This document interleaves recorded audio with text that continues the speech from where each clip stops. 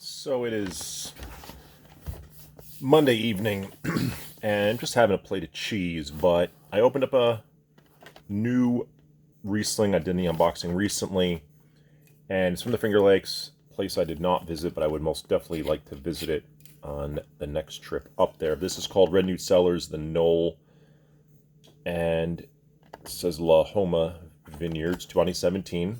So this is absolutely developed. It's super dry, a little bit higher alcohol, like 12.5%, maybe 12.6, something like that. So a little bit, higher for a Riesling out of the Finger Lakes, and Riesling sort of in general, since they typically have a lower alcohol than obviously red wines, which are 14, 15, and getting even higher.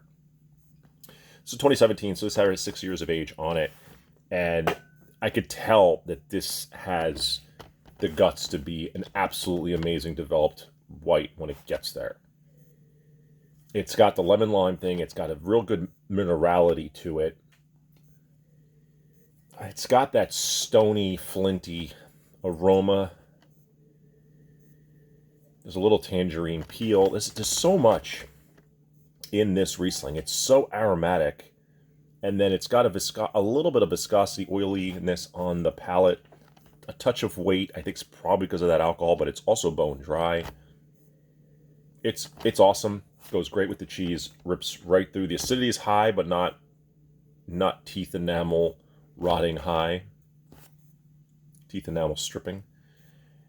But this is really great.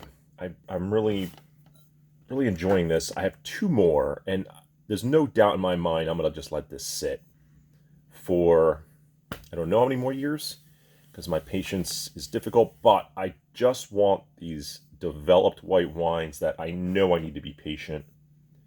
So I'd say another 3 on this. Maybe 4, maybe 5. 3 to 5. Let's say 3 to 5. I'll maybe open up the next one. And I don't have all the storage space in the world to be doing this with this type of wine, but I'm enjoying this one now.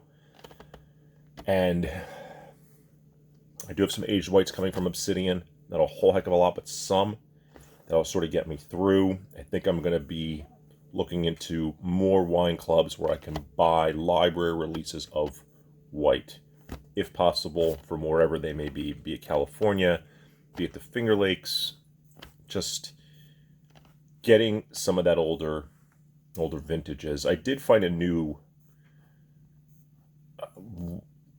website. I think it was called Benchmark Wine.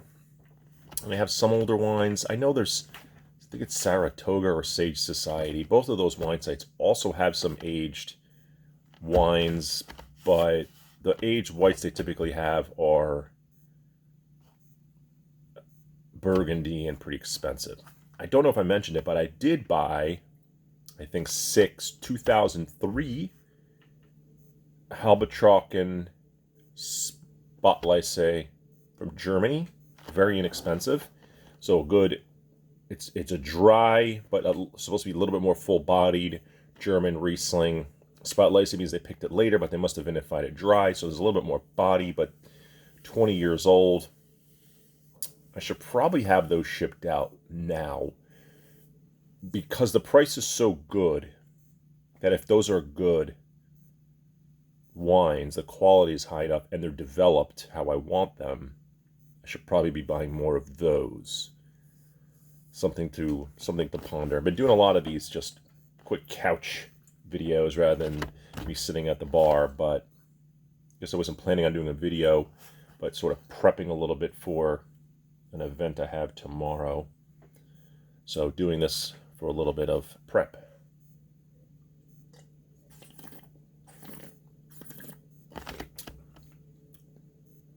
This has such length, and the acidity and the brightness, and then there's a viscosity to it. This wine's awesome. This wine's really awesome. I don't know what I expected. And I looked at the Red Newt Cellars website, and they have a ton of different wines, tons of stuff. I don't know how much of that is out there, but I'll keep saying it over and over again. If someone's on this side of the world and you're not in the Napa, Sonoma, Oregon, Washington State side of the world, the Finger Lakes is an awesome place. It's not overly crowded. The prices are still very reasonable for almost everything you can get. We got some red wines that are 25 bucks, which are phenomenal. Phenomenal. In Napa, that same caliber, quality. They had the minerality to them. They had an unctuousness. They had a delicious factor. They had a depth to them. If those wines were sold in Napa Sonoma, they'd be $60, $70. I guarantee it. They're just at that kind of high quality. And it's that spot where they're making red wine in Finger Lakes called the Banana Belt, where it just gets warm enough. And I guess that spot, that terroir there, is perfect for the ripening of red wines. The year before, I'd say the whites dominated.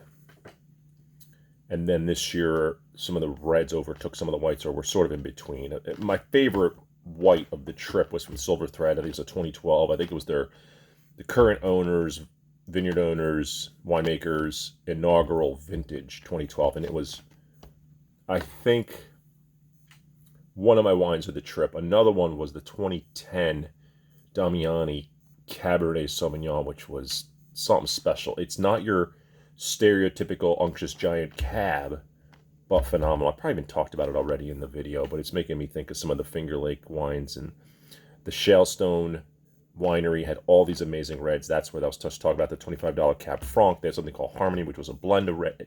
Everything there was phenomenal. Phenomenal. And I think all under 30.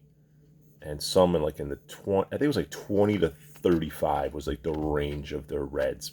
And at that price, the quality was unbelievable. Unbelievable. This is a little bit more. I think this was 37 to 39. But you're talking about, if you go buy a phenomenal Gruskawak single vineyard German Riesling of high quality, you're spending 60 bucks. High quality Alsatian Grand Cru, 60 bucks. This is phenomenal for 37. And in the 20s, you can get phenomenal Riesling. The 2020 vintage specifically, but then some of these aged Rieslings are something else. That Silver Thread I had the other night, the 2014, was unbelievable. I think I gave it a 5 out of 5. Actually, I think I upped my score to it just was such a great wine, and I really thoroughly enjoyed it.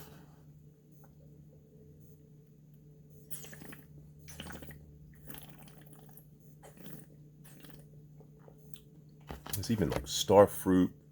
This wine just keeps showing more and more and more. I am very fond of this wine. I can't wait to go back and try some other wines at Red Newt. It is on that side. I think definitely the next time or two, stay the same side, stay near that Banana Belt. I really, really liked a lot of the wineries around there.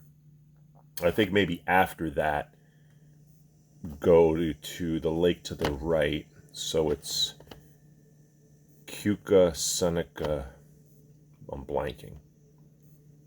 Actually, I'm blanking on all of it right now. But there's, go a little bit more east. That's where Heart and Hands is. And it's further up from where we're staying to up there. I think it's like a good 45-minute drive, if not longer. But the best Pinot I felt from the Finger Lakes, and that was the first year, was up at Heart and Hands. So I'd like to maybe stay in that region once, try all the wineries around there, and pray that the quality is as good as Heart. Heart and Hands also had a phenomenal sparkler, but their Pinot stole the show. It was called Mokushla, and it was phenomenal. So good. I think it's got such accolades now that it's even gone up. It was $50 then, which is, expensive. I think it's even got up to $65 now. But wonderful winery, great wine. So I'm going to enjoy the rest of this Red Newt, and that's it for tonight.